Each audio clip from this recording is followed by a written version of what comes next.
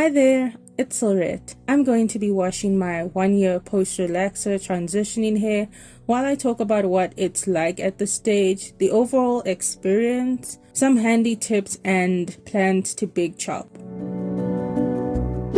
So I've pretty much kept my routine the same. I've only changed a few things here and there, like occasionally doing a blowout or trying different products, because the two textures respond very differently to products. At 12 months post-relaxer, styling can get really limited, especially since I don't really like flat ironing my hair. I've been wearing buns for the last 2 months because it's easy to blend the two textures, but at this point, my edges are so curly that they stick out when I do buns. There's a spot on my head where it's fully natural, and there's a reason for that, which I will talk about a bit later. That part is long enough to touch my shoulders, so it always sticks out when I make a bun. For most of my transition, I had my hair braided into cornrows, like straight after wash day into cornrows, so that I could wear wigs. Sometimes I got tired of wearing wigs, which is pretty ironic because I make and sell wigs. So then I would do blowouts, braid outs, and of course buns. I was also thinking about how to make detangling easier, so I bought quite a few brushes to try. Detangling is probably the most challenging part about transitioning, but finding a good brush makes life so much easier. I've also been researching natural hair products that I want to try. So far, the only quote-unquote natural hair product I've used is Dark and Lovely Afro Food Butter, and I haven't used it in a long time actually.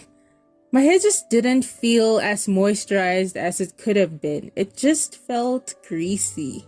Like I said, two textures respond very differently. Other than the challenges in detangling and styling, I feel like people don't really talk enough about the mental and emotional side of transitioning. There were many times that I had to go somewhere, I put on a nice outfit, I did my makeup, and then I had to do my hair.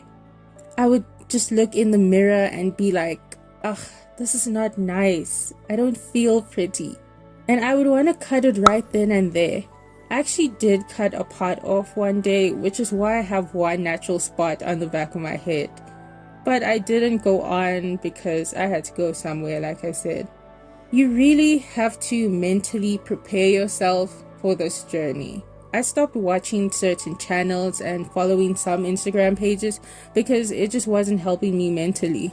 I mean, content that is just negative or kind of ignorant, or excuses about going natural from people who have never worn their hair natural as an adult.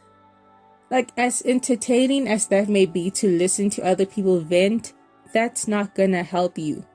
One of the things I was thinking about when deciding to go natural is, why am I making other people's excuses my own? Why am I making other people's excuses my own excuses? So I had this in mind all the time. Let me do this transition, really commit to it, and just take it as it comes.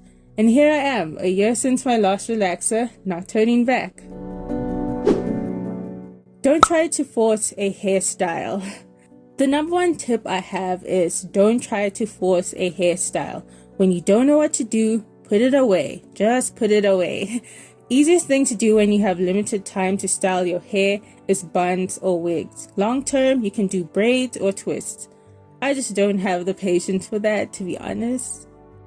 Look, I know you don't always want to wear a bun or a wig and you want to embrace your #natural hair, but the fact that you still have those relaxed ends attached, maybe you're not quite ready yet, and that's okay. You just have to work with how your hair is now, until of course you eventually get over it and you big chop. I've spent more money on testing brushes than testing products. Testing brushes, in my opinion, is way cheaper than buying and testing a whole line of products that might not work on your hair type. I have found a few brushes that work really well on my transitioning hair. My first choice is my flexible detangling brush from Purpul Hair.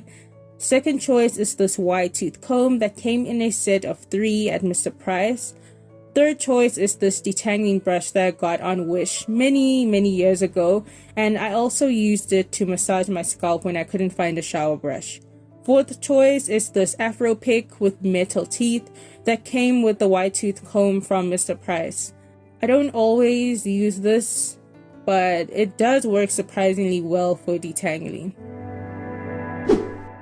I was getting ready the other day and I wanted to wear my hair down because I had done a blowout not too long ago, but it just didn't look right. Like, the top was so full and the bottom was thin and see-through. I had no choice but to just put it in a bun again. And I don't really like using heat every single week, so I was like, if I can only do buns and protective styles, then why am I holding on to this hair? The only thing it has going for it, to be honest, is that it's long enough to do a bun. So I think this is as far as I'm going to transition, and I may have already big chopped by the time you get to watch this video. Until then, you should watch this video next.